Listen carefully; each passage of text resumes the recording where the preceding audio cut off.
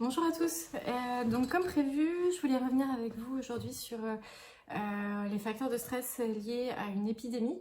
Je ne vais pas aborder dans cette vidéo, mais plutôt dans une autre, les facteurs de stress liés au confinement, qui sont un petit peu différents. Mais je voulais déjà vous parler de stress et maladies, en fait stress et virus, pour essayer de dégager un peu des principes qui peuvent vous aider à réguler certaines angoisses par rapport à ça. Donc avant de faire ça, je voulais juste revenir sur une définition du stress parce que c'est un terme qu'on utilise énormément dans le langage courant. Nous les psys, en fait, on l'utilise pour définir une réaction de l'organisme à un changement dans l'environnement. Donc le stress, si vous voulez, c'est vraiment l'énergie qu'on va mettre pour s'ajuster à ce changement-là. Donc partant de ça, ça me paraît vraiment important de le rappeler parce que partant de ça, ça veut dire qu'il y a des réactions de stress qui sont complètement normales et adaptées. Et notamment le fait de vivre cette épidémie exceptionnelle pour nous en Occident, ça fait que nécessairement on a besoin de s'ajuster, de comprendre les changements qui s'opèrent autour de nous, etc. Donc si vous avez été stressé au cours des derniers jours, soyez pas inquiets outre mesure, c'est normal et probablement que ce stress va se réguler dans les semaines qui vont venir. D'autres manifestations, d'autres facteurs de stress vont sans doute apparaître avec le confinement et donc on en reparlera. Mais par rapport à la crainte immédiate de la maladie, je pense que ça devrait, vous devriez pouvoir vous réguler rapidement.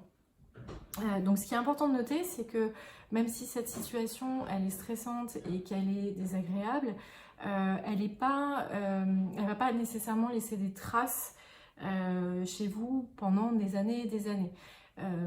Probablement ce qui va se passer, ce qu'on voit dans d'autres contextes où il y a eu des épidémies graves et où les gens ont aussi dû être confinés, c'est que généralement, quand l'épidémie est terminée et que les gens peuvent reprendre une vie normale, le stress, les facteurs de stress sont levés et du coup, la vie normale reprend.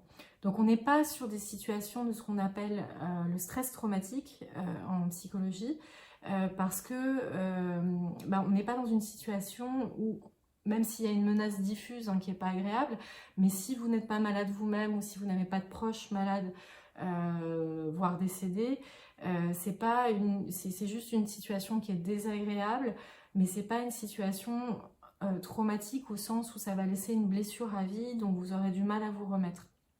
Donc je vous dis ça pas pour minimiser la gravité des symptômes parfois qu'on peut ressentir et je sais que c'est très désagréable de se sentir comme ça, mais c'est plus pour relativiser sur le fait que, garder confiance dans le fait que ça risque très probablement de s'améliorer si vous n'êtes pas plus exposé que ça au coronavirus.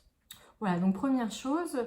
Alors, les facteurs de stress dans une situation d'épidémie, ils sont liés à deux choses. La première, c'est le confinement, mais ça j'en parlerai une autre fois, et surtout la maladie en soi. C'est-à-dire qu'on peut avoir peur d'être contaminé soi-même, avoir peur que nos proches, surtout les plus fragiles, les plus à risque, soient contaminés.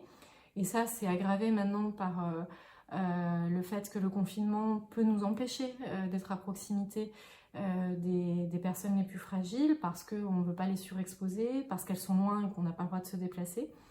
Et puis, on peut aussi être inquiet pour sa santé parce qu'on a une autre maladie et que dans ce contexte de saturation des lieux de soins, ça peut être compliqué d'être pris en charge correctement ou comme on le serait d'habitude quand on a déjà une maladie somatique, par exemple, qui nous pose problème. Donc, par rapport à cette question de j'ai peur de la maladie, ce qui est important, c'est de s'informer en fait. Informez-vous correctement auprès des bonnes sources. Alors c'est quoi les bonnes sources? Bon, allez vers des sites relativement officiels et connus. Faites attention aux recherches sur les moteurs de recherche vite fait, et puis on va voir le truc qui sort le plus souvent, qui n'est pas forcément du tout bien sourcé. Donc d'un côté, informez-vous, essayez de comprendre ce qui se joue, quelles sont les bonnes pratiques, si jamais on avait un doute, etc., qui est-ce qu'on appelle, etc., etc. Mais ne vous informez pas trop non plus, parce que le risque, alors vous l'aviez peut-être observé au moment des attentats du Bataclan, c'est que dans des situations comme ça, on a tendance à scotcher devant la télé, et notamment vers les chaînes d'infos en continu. Alors ça, c'est une très très mauvaise idée, c'est vraiment une mauvaise pratique. C'est un gros facteur de stress. Arrêter les chaînes d'infos en continu. Elles ont un côté très hypnotique qui fait qu'on a du mal à décrocher et à éteindre la télé, alors qu'on nous déballe tout le temps les mêmes infos, hein, mais ça crée une espèce de suspense, comme si une nouvelle info allait tomber là tout de suite, et puis 2h30 après on y est encore. En fait, c'est le fait de se surinformer. Alors ça vaut aussi par exemple pour les notifications sur le téléphone. Moi je vous conseille de les désactiver, les notifications, les alertes info. Désactivez-les. En ce moment, surtout que vous allez passer tout votre temps à la maison, donc vous avez tout loisir d'aller regarder ça dès qu'il y a une notification qui apparaît. La surinformation, en fait, ça crée ce que les psys appellent un biais de disponibilité. C'est-à-dire qu'on a l'impression que plus une information est présente, plus on nous la fournit, plus on va avoir tendance à estimer le risque comme étant grave. Alors là, oui, le risque est grave, évidemment, c'est pas mon propos de dire que le risque n'est pas grave, mais en revanche, si vous l'avez tout le temps à l'esprit, ça va pas vous aider à mieux vous protéger. Surtout en période de confinement, maintenant, les mesures, elles sont prises, donc normalement, le confinement va vous protéger d'une exposition physique au virus. Protégez-vous aussi psychiquement en choisissant les moments où vous allez vous informer. C'est-à-dire, ne changez pas vos routines par rapport à ça. Si d'habitude vous écoutez la radio le matin en prenant votre douche et puis vous regardez le journal le soir à 20h, et ben continuez à faire pareil. Mais ne rajoutez pas des moments d'information, d'autant plus que ma main a coupé, que comme tout le monde, vous avez des groupes WhatsApp avec des amis, que tout le monde ne parle que de ça, etc. Donc voilà, autant mettre fin au biais de disponibilité, tout en s'informant bien, mais en choisissant les moments où on s'informe et les lieux sur lesquels on s'informe, pour être au mieux par rapport aux choses concrètes qu'il faut être en mesure de faire pour se protéger de la maladie, mais sans non plus s'envahir psychologiquement. Ça veut dire aussi ne pas s'informer juste avant d'aller au lit. Ou si vous êtes dans votre lit, que vous êtes avec votre smartphone, évitez d'aller sur les sites d'infos, etc. Évitez peut-être même un peu les réseaux sociaux en ce moment, parce que malheureusement ça tourne beaucoup aussi là-dessus.